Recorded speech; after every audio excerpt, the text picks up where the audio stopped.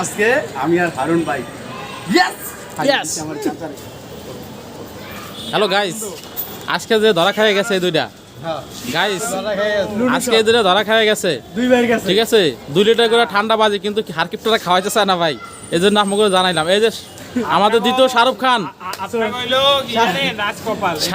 Shahrukh, hello Shahrukh Khan, হ্যাঁ শাহরুখ খান, আমি একটা কথা কই দেই, যার বাস হেরেছে হুগায় বাস হেরেছে সর্বনাশ আর খায় কি। গাইস এতক্ষণ যা শুনছেন, এই যে দোকানদার ঠিক আছে, এই দুইটা সাপোর্ট করছে, তারপর মায়া করে ঠান্ডা এটা খাওয়াইছি, নাহলে অভিশাপ দেবো। ঠিক আছে আমি খাই নাই কেন, আমি যে আমার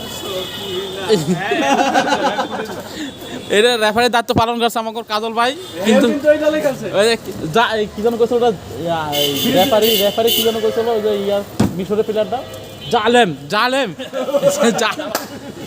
জালেম জালেম। শাহরুখ বলার আছে কিছু? না, আমার কিছু বলার নেই।